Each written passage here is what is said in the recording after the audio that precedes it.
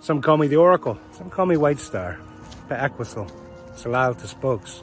Technically, Whitestar Eagle Visions. I earn these names traditionally. I'm a pipe carrier, a lodge keeper. I'm a prophecy teacher. Right now, as a species, we are going through this amazing revolution. And you're a part of it. You know, way back in 2012 when nothing happened, so much happened. But they forgot to tell you. They forgot to show you. I'm sure you recognize the whole world is in a real interesting place right now. And the prophecies are clear that the past is coming to an end, is being dismantled as gently as possible, but definitively being dismantled. And you, as a human, are becoming so much more than you used to be. New chakras, frequencies, new energies, new awareness, new science. You want to keep up? Come hang out with me once a week. We're going to talk about some really interesting stuff. Weird is the new sexy, they tell me. Come on, let's get weird together. Attack Wise. See you soon.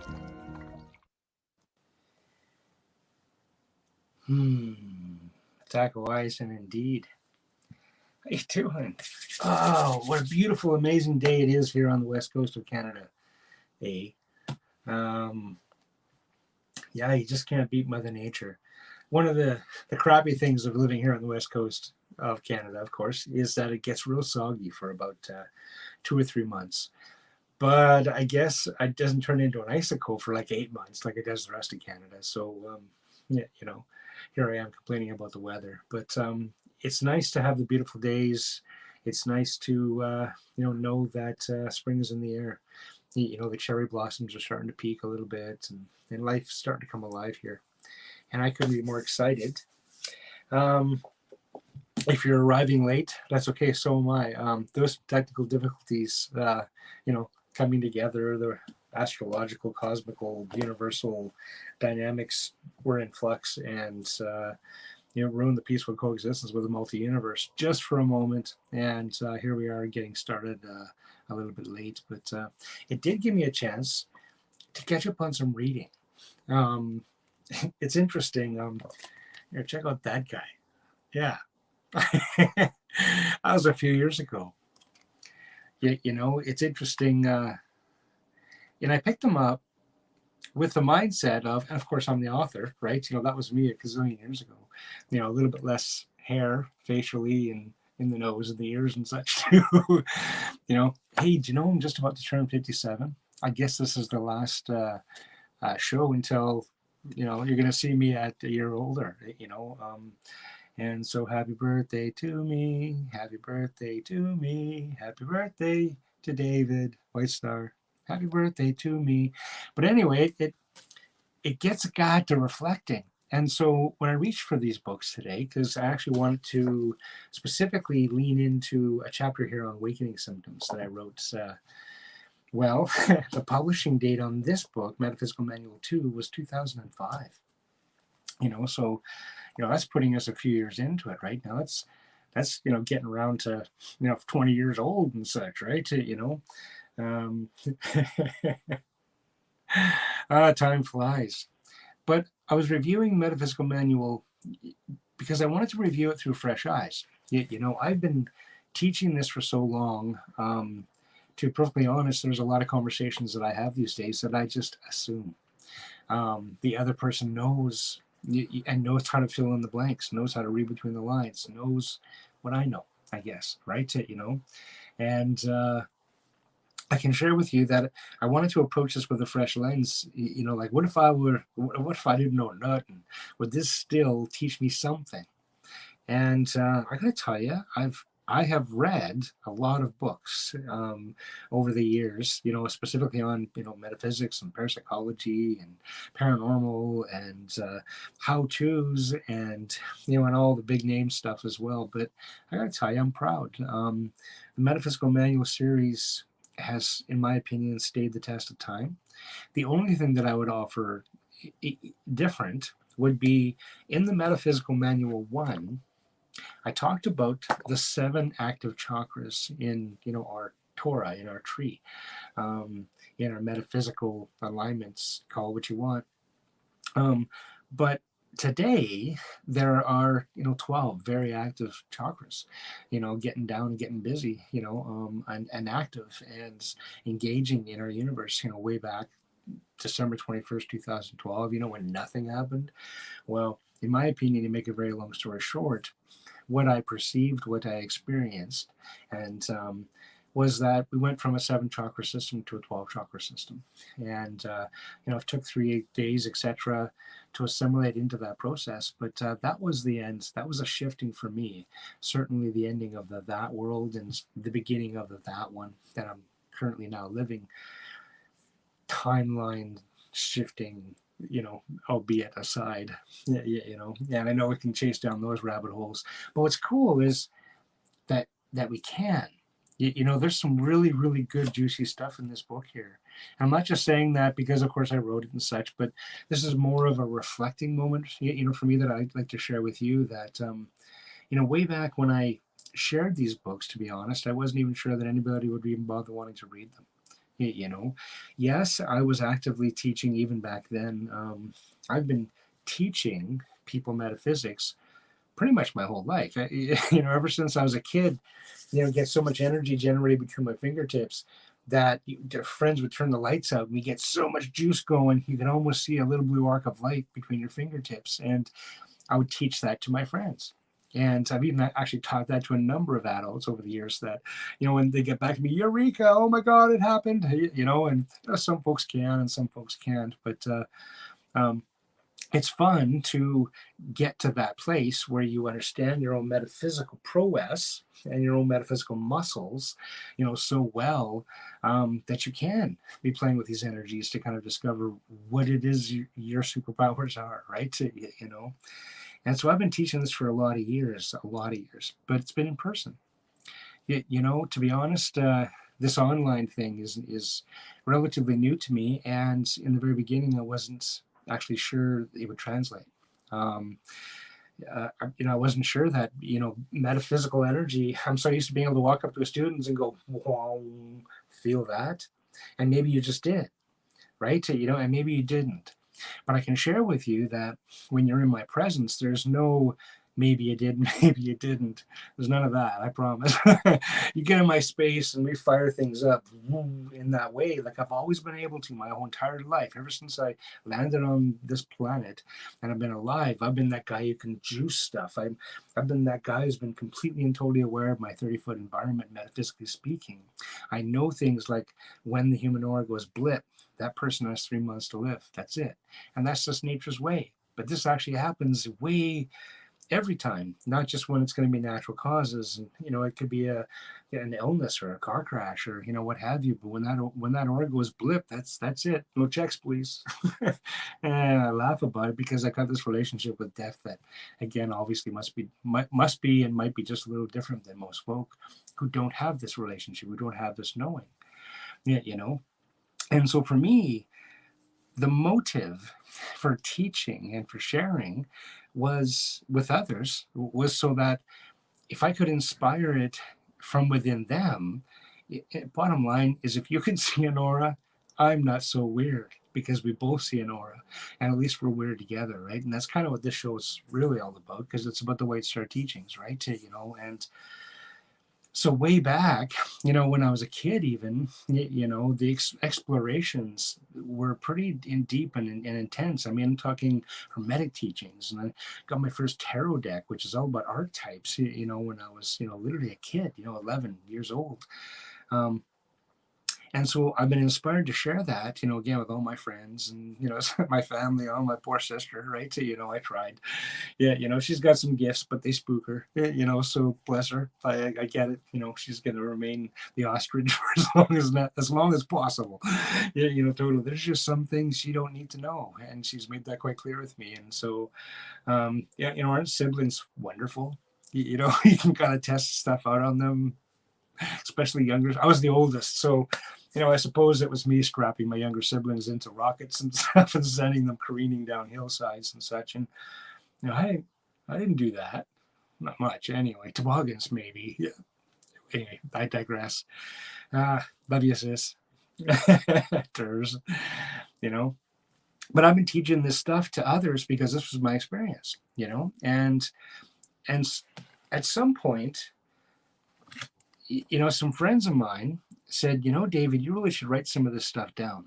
They had witnessed me teach class after years worth of students, come into my world and receive this amazing stuff, and sitting around enjoying a glass of wine one day, that were reflecting on some of these teachings. And Ava, she was writing down some of this stuff to build the curriculum for now what we call the metaphysical development certification program. Yeah, and because she'd seen me teach this and teach that and teach that, and she just put it into some more order, because that's what vertigos do. And so she put some order to it, and had me write out some paragraphs of explanation of what I thought that class should be. And next thing you know, boom, you got a curriculum. I'm proud to say that curriculum was petitioned before the PCTIABC, which is a big acronym, right? But which is actually an acronym for Private Career and Training Institute and Academies of British Columbia. Now, this was way back, late 90s, early 2000s. I guess around the same time the books came out. And it's a 4-year curriculum called Whitestar Teachings these days. Back then it was called the MDCP, Metaphysical Development Certification Program.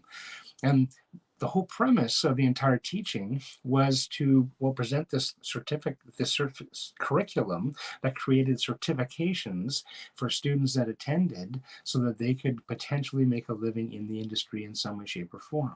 In other words, this was about career development. And because a lot of my students that came through my doors and stuck around for any length of time ended up being career themselves. Where it became teachers, certainly readers, healers.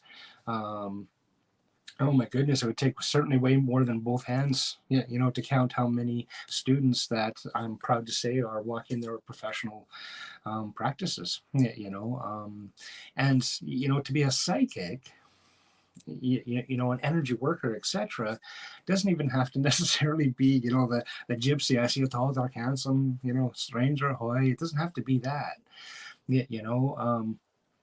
Believe it or not, there are big businesses, higher stock markets, psychics like crazy. Remote viewing, programs are cropping up all over the planet in a big way as well. This is valid science these days. This is real. Reiki, reflexology, these are very real dynamics. Acupuncture, right? These are very real trades, these days. Never mind crystalmancy and, all the rest of that's going on there as well. So there's a lot of different directions where having a metaphysical core, having a teaching that enables right to the heart of those muscles and teaching you how to recognize and how to flex them, that's kind of what the whole premise was all about, for me anyway. And if you put a whole room full of people in front of me, I was going to teach them a whole bunch of stuff. And that depended a lot on who was in front of me. Each class was a little bit different, and that's not any different these days. And so I eventually took those classes, and of course I did retreats, up to, I guess 36 people was our, plus facilitators was our biggest, group. And that was a little much for me. I preferred the 15 to 18 maximum kind of groups, because then you can really get into the individual teaching versus it.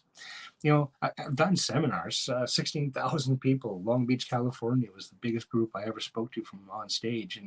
And that didn't freak me out even a little. Bring it more. And all various sizes in between. I've been on stage talking to like 2 people who in the audience too, right? I've been at book signings that I had to give a few books away, and I've been in situations, book signings, that they swear to God were the most powerful. They had ambulances double parked out of the street with the lights going, and oh my goodness, it was quite Ascendant Books, in Edmonton. I'm sure a lot of you might even know it, but they swore it was the biggest one, right? I've been down those roads, right? It's crazy. Edmonton, you might appreciate this one too. I helped promote some psychic fairs that had Bobby Curtola walking down the aisles singing fortune teller. Who has more fun than us, really? And so. Yeah, it's been an very interesting journey, and I promise I'm going to share these stories with you as we go. But today I really want to just reflect on the teachings on the fact that, I've been doing this for a very long time, and I'm very proud of the Metaphysical Manual 1 was supposed to be a tabletop book that was completely harmless. Keep in mind that even, as late, if you like, as 2005, there weren't a whole lot of books like this out there. There was a whole bunch of information on, Edgar Casey and the Fox sisters, and and oh my goodness, there was so much. This person did this, and this person did that, and trust me, growing up, researching, metaphysics, parapsychology, yes, the occult, and all of that, nonsense as well. After a while, you just keep on bumping into the same stories. It's no different than ufology. It's the same stories these people are recirculating, right? Unfortunately, give us some new stuff, right? MUFON BC, as far as ufology is concerned, has probably collected more, than any other place on the planet as far as sightings and investigations and stuff like that. But that's only because they've been the most active. It's not because there's any more or less sightings in their turf, if you want to call it that, MUFON, but they've certainly been much more active, for at least a decade now, accumulating information, right? And along those lines, it's kind of nice to see that there's a little more attention paid towards the ufology and, our ancient ancestors, because of course it's time for that to happen, for sure. But I would change in this book, because it actually, each book, I took each one of the chakras and I broke it down so that you had the megahertz frequency of it, of course the color, you had the shape associated with it, you had the planet associated with it, you had all of this information that you could actually apply towards each chakra, the specific crystal that's associated with it, right? And so that you could at a glance kind of, no, not kind of, but definitively have a whole bunch of information regarding that chakra and teachings on top of it. And then we went on, and it's interesting, but I even mentioned cannabis in here at some point, and you're gonna have to buy the book to give that a read, of course, right? But I was talking about it way before it was cool, specifically legal and what have you, like it is in so many other places on the planet right now, right? And certainly being recognized as such. I think I said something along the lines of, I know it's going to have a really big positive influence on the human psyche, but I would stay away from any of the synthetic stuff.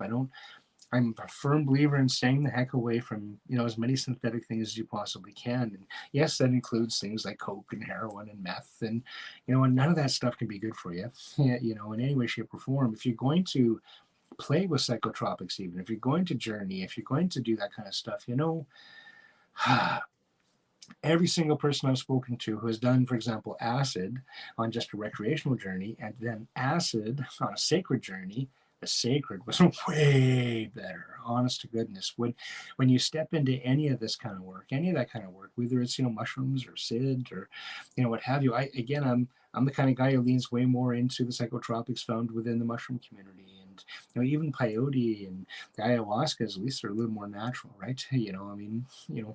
Don't be using them casually, of course, right? But the true juice, DMT, is within, right? You don't even need to be leaning into any of that stuff at all. It's just not necessary.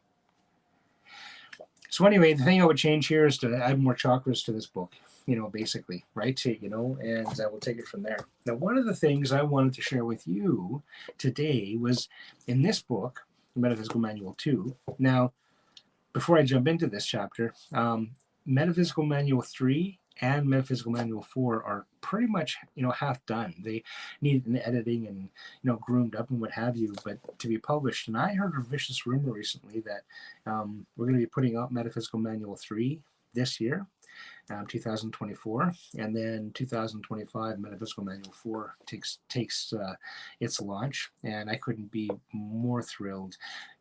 Again, kind of based upon the success that I've seen happen here. This is like our third printing off of this series, and it looks like I'm probably going to have to do another one.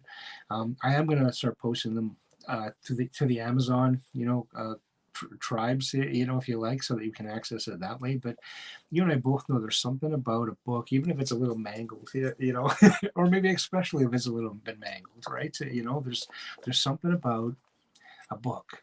And yeah, nerd, whatever. Yeah, I'll own that. Totally nerd in a big way.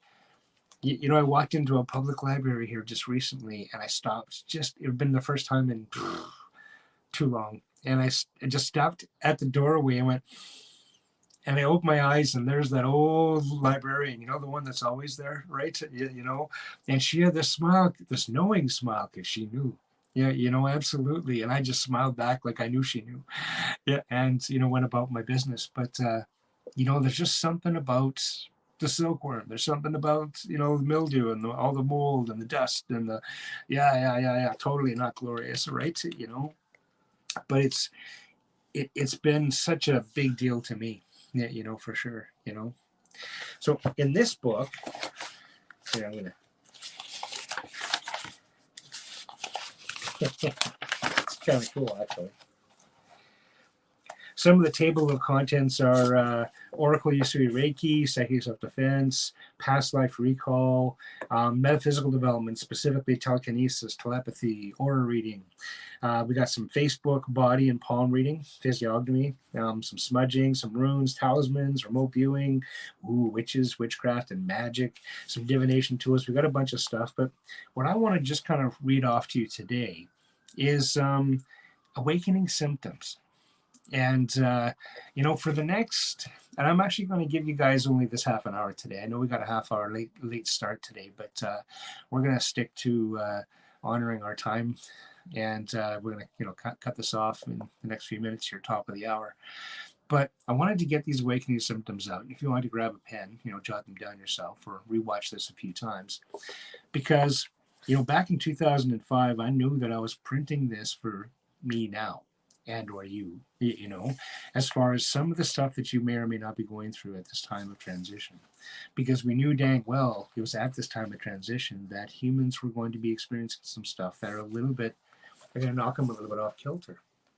So the symptoms, page 79 of the Metaphysical Manual 2, written by David the Oracle Pilz, starts with a changing in sleep patterns. Now, this is interesting. You're going to find a couple of different things going to come down the pike here. For me, and so many of my students, the waking up at dawn and going to bed and literally getting knocked out almost going to bed when the sun goes down. You're going to start anchoring in, and certainly it's going to be much more difficult to stay up past dark. Your sleep patterns are going to start paying way more attention to light-dark cycles in a really big way. And your serotonin and melatonin, if it's healthy. If it's unhealthy, that's where you're going to start getting depression and stuff like that. And so literally, I know you might be getting up 2 hours before your alarm's supposed to go off, but if you're getting up with the sun because your body wants to, get up with the sun. Enjoy whatever it is that you would enjoy after work before you go to work if you need to do it that way.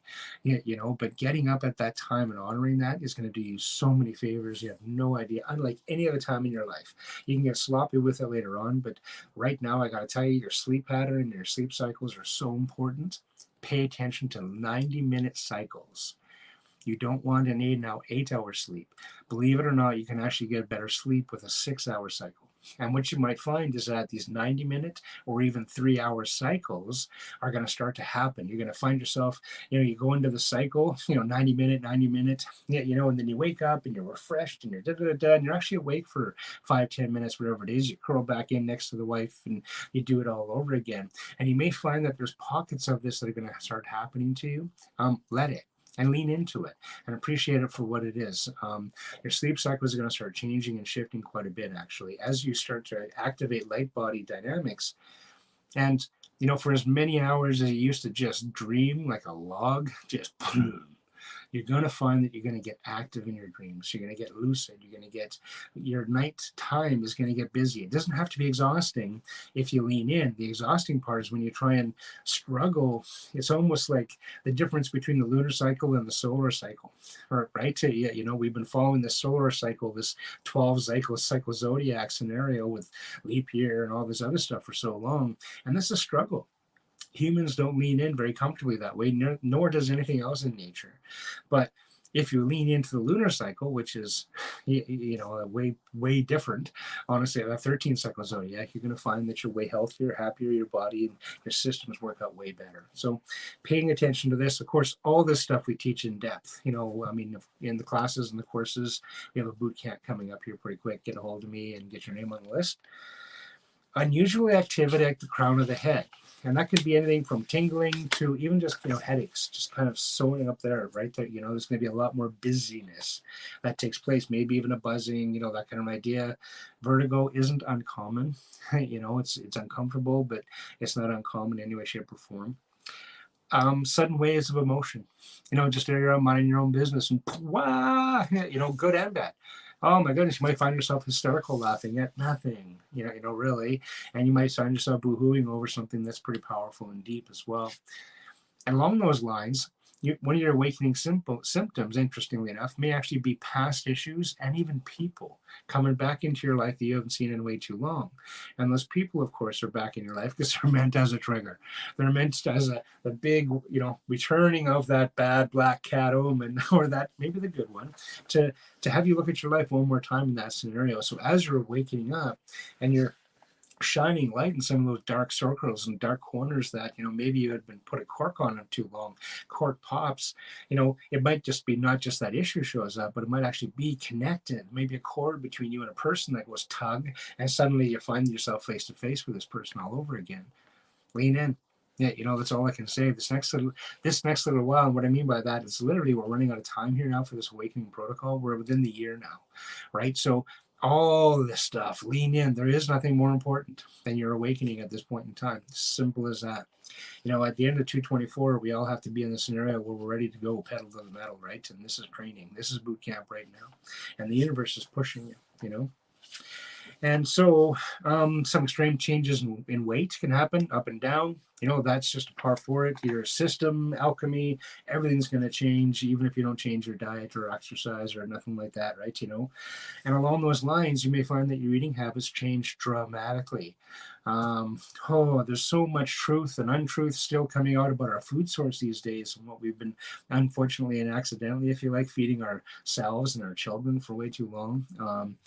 I personally, and we're going to do huge conversations with this. I have a guest coming on in a couple of weeks who's going to talk about diets, going to talk about food in such a powerful way, because food is fuel in the alchemic process. Definitely, it's the chemistry that makes it all happen.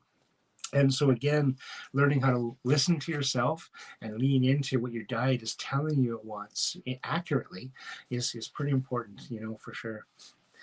Including some food intolerances. You may decide that something that was your favorite forever suddenly is not, and you might break out in rashes, and even that, your body path least resistance. Part of awakening sometimes is a purging process qualifier. You can get headaches and rashes in places that's uncomfortable. It can be a messy mess. Absolutely. Bottom line, sweat lodge, but not having access to a lodge, a purification lodge on a regular basis. I recommend definitely cardio, sweat. Get yourself sweating in some way, shape, or form is kind of the answer, even if it includes a really healthy sex life. No, especially if it includes a really healthy sex life, because that's important also. Get all those juices flowing in a healthy, happy way.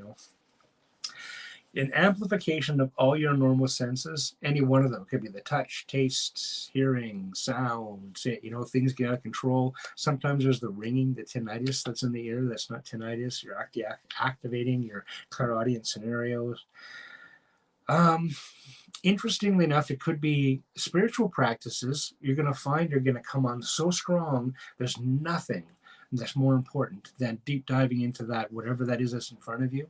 And there's going to be moments where just trying to maintain the discipline to pull that off for even 3 minutes in a row is going to be difficult, and so just kind of be with that and don't limit yourself and be in that zone, just like the sleep cycles. If you're only getting 3 hours at a time, if you actually honor that and you dance with that cycle, you're going to find at the end of the day you're waking up more refreshed than if you just kind of fought yourself tossing and turning and trying to make them force the 8-hour scenario. I mean, just kind of work with it if you don't mind. There's also going to be the higher demand for times of introspection. The darkness talks to me, the quiet talks to me as well. And you know, if you're one of those people who can't be in a room without, you know, TV or radio going, this might bug you a bit, you know, for sure. Well, we're going to honor our time, and I'm gonna let you guys go. Plant-based blazed my plant-based DMT, David. I am pro plant-based DMT. To be honest, I'm way more pro that than some of the other synthetic versions that I've heard are out there. Bufo Toad, of course, is where it's at, in my opinion. That's kind of the caviar of all DMT, if you like. Especially, you know, the importance of, you know, doing it in a casual way, right? You know. I promise we're going to do at least, you know, a half dozen shows this year on that kind of teaching, leaning in to some of the psychotropics and exploring the pros and cons, you know, for sure, including mushroom technology, you know, whether it's psychotropic or otherwise, you know.